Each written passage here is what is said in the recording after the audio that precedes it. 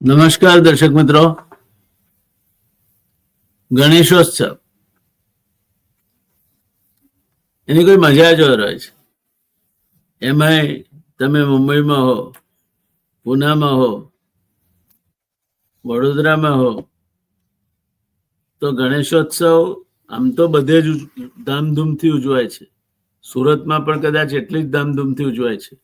પણ ગણેશોત્સવની ઉજવણી અંગેની શરૂઆત ક્યાંથી થઈ અને એને રાજકારણ સાથે શું સંબંધ છે, આપણે રાજા રજવાડાને રાજકારણમાં કેમ આ વાત અમે જ કરી છે, એની વાત આજે કરવી છે.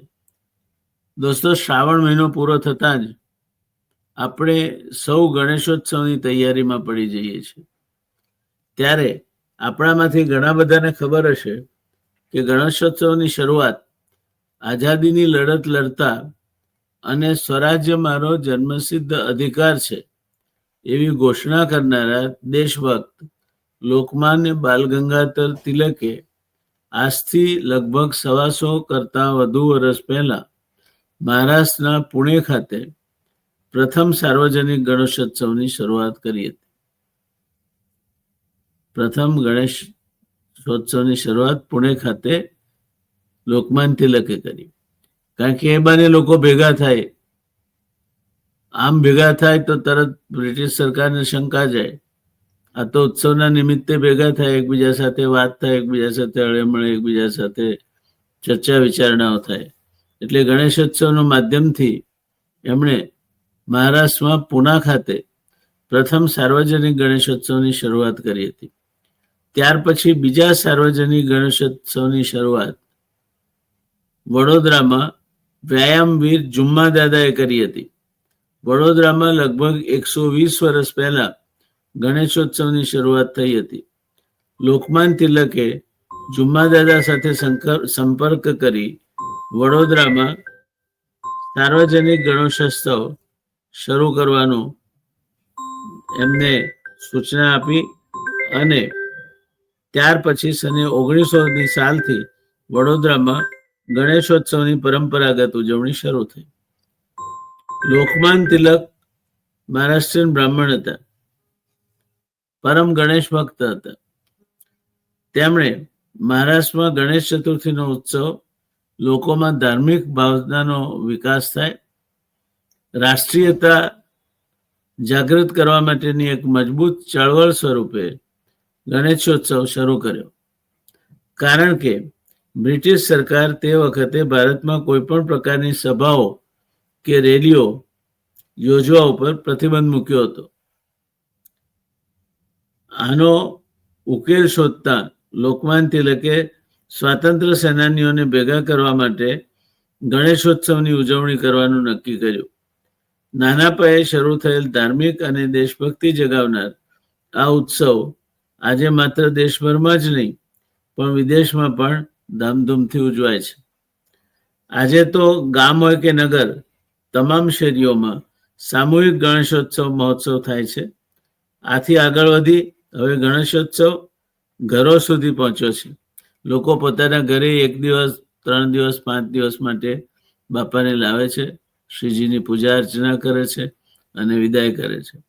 લોકો પોતાની શક્તિ અનુસાર ગણેશજીની મૂર્તિ ઘરે લાવી કોઈ 1.5 દિવસથી માંડીને 10 દિવસ સુધી ગણેશનું પૂજન અર્ચન કરી તેમને ભોગ અર્પણ કરે છે.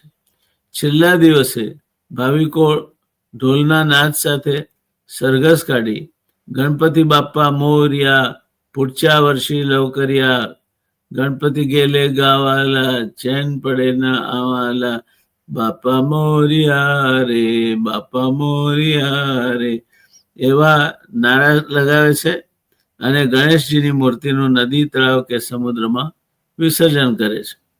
લોકમાન્ય તિલકે લોકોમાં રાષ્ટ્રભાવના જાગે તે હેતુથી બધાને એકઠા કરવા માટે ચતુરાઈપૂર્વક બ્રિટિશ કાયદો રસ્તામાં જ ના આવે તે રીતે આ ઉત્સવની શરૂઆત કરી હતી. તેઓ જાણતા હતા કે લોકો અંગ્રેજોના ડરથી પોતાના અધિકારો માટે મોટી સંખ્યામાં એકઠા થશે નહીં, પણ ધાર્મિક કારણોસર જરૂરથી એકઠા થશે. આ બાબત લોકમાન્ય બાળ ગંગાધર તિલક લાગણી અને લોકોની સાયકોલોજી બહુ સારી રીતે સમજતા હતા. આથી દેશભક્તોને એકતાના એક તાંત્રે બાંધવા સામૂહિક ગણેશોત્સવનું આયોજન અને ઉજવણી નક્કી થઈ. પૂનાથી શરૂ થયેલ આ સાર્વજનિક ગણેશ ઉત્સવની ક્ષિતિજો આજે તો વિસ્તરી ચૂકી છે અને દેશ વિદેશમાં ભક્તો ભારે હર્ષોલ્લાસથી આ ઉત્સવ ઉજવે છે. ગણેશોત્સવ દરમિયાન સવાર સાંજ પૂજા આરતી ઉપરાંત રાત્રે વિવિધ સાંસ્કૃતિક કાર્યક્રમો પણ યોજવામાં આવે છે. આજે મુંબઈ, પુના, વડોદરા અને બીજા અનેક શહેરો અને ગામોમાં ગણેશજીનો સામૂહિક ઉત્સવ મોટી સંખ્યામાં ઉજવાય છે. લોકો આ 10 દિવસના ઉત્સવ દરમિયાન વિવિધ ઇનામો રાખે છે. સાર્વજનિક ગણેશોત્સવ ઉજવતા વિવિધ મંડળો વચ્ચે સારા મંડપ ડેકોરેશનથી માંડી સારા થીમ ઉપરના ગણપતિ બાબતે સ્પર્ધા થતી હોય છે. ગણેશોત્સવમાં લોકો ઉત્સાહપૂર્વક ભાગ લે છે અને વિવિધ સાંસ્કૃતિક કાર્યક્રમો, ડાયરા તેમજ ભજનોનું આયોજન કરતા હોય છે. વિવિધ સાંસ્કૃતિક કાર્યક્રમો, ડાયરા તેમજ ભજનોનું આયોજન કરતા હોય છે. આમાં દોસ્તો એક હવે દિવસે દિવસે કુરિવાજ ઘૂસતો જાય છે. ગમે તેમ કરીને પરાણે દાદાગીરીથી આ આખો ઉત્સવને હાઈજેક કરી ગયા છે સમાજના જે બળુકા તત્વો કહેવાય. હું સાવ એન્ટી સોશિયલ તો નહીં કહું, ભગવાનના નામે પૈસા ઉઘરાવે છે અને ગણપતિ વિસર્જનના સરઘસોમાં પણ ચિક્કાર દારૂ પીધેલી હાલતમાં લોકો હોય તે પ્રકારની પરિસ્થિતિ આપણે જોઈએ છીએ.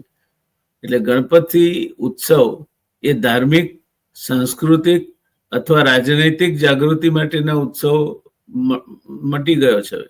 હવે એ શોબાજીનો ઉત્સવ બન્યો છે. મોટા ભાગે એમાં વિદ્વાનોને નહીં પણ એ વિસ્તારમાં જે સૌથી વધારે દાન આપે અથવા તો ફાળો આપે એવા પછી એ બુટલેગર હોય તો એને પણ પ્રમુખ સ્થાને બેસાડવામાં આવે છે. એટલે ગણપતિ ઉત્સવનું જે મૂળ કારણ હતું, એના પાછળની જે મૂળ ભાવના હતી એ ક્યાંક ખોવાય છે. એ પાછી આવે અને આપણે વિઘ્નહર્તા, સુખકર્તા આ દેવને ભક્તિભાવપૂર્વક યાદ કરીએ, એની પ્રાર્થના કરીએ અને એને કહીએ કે વિઘ્નેશ્વરાય વરદાય સુરપ્રિયાય લંબોદરાય સકલાય જગદ્દિતાય નાગાનનાય શ્રુતિયજ્ઞ વિભૂષિતાય ગૌરીસુતાય ગણનાથ નમો નમસ્તે. વક્રતુંડ મહાકાય સૂર્યકોટિ સમપ્રભ નિર્વિઘ્નમ કુરુ મે દેવ શુભ કાર્યેષુ સર્વદા. હે ભગવાન ગણેશજી, સૌનું કલ્યાણ કરો, સૌને શુભત્વના પંથે દોરો, સૌના વિઘ્નોનો નાશ કરો, સૌ સુખી થાય, સૌનું કલ્યાણ થાય. સર્વત્ર સુખિનઃ સંતુ સર્વે સંતો નિરામયા સર્વે ભદ્રાણી પશ્યંતુ મા કશ્ચિત દુઃખ ભાગ ભવેત. એક જમાનામાં લોકમાન્ય બાળ ગંગાધર તિલકે રાજકીય કારણોસર આ ઉત્સવ શરૂ કરેલો. આજે રાજકીય કારણ તો હવે કોઈ રહ્યું નથી કારણ. હવે સાંસ્કૃતિક કારણ પણ ન રહેતા એમાં જે વિકૃતિઓ આવી ગઈ છે એ વિકૃતિઓ આપણે દૂર કરીએ અને સાત્વિક રીતે આ સમગ્ર ગણેશોત્સવના કાર્યક્રમને ઉજવીએ તો મને લાગે છે કે આપણે ધર્મની પરંપરાને અનુસરીને આ તહેવારને માણીએ છીએ અને ગણપતિ બાપાની આરાધના કરીએ છીએ એમ ચોક્કસ કહી શકાય. આવજો દોસ્તો. જય ગણેશ, જય ગણેશ, જય ગણેશ, જય ગણેશ, જય ગણેશ, જય ગણેશ દેવા. માતા જાકી પાર્વતી પિતા મહાદેવા. જય ગણેશ દેવા, જય ગણેશ દેવા, जय गणेश देवा. लडुअन के भोग लगे संत करे सेवा. लडुअन के भोग लगे संत करे सेवा. संत करे सेवा. जय गणेश, जय गणेश, जय गणेश देवा. जय गणेश देवा, जय गणेश देवा। माता जकी पार्वती पिता महादेवा, जय गणेश देवा, जय गणेश देवा, जय गणेश।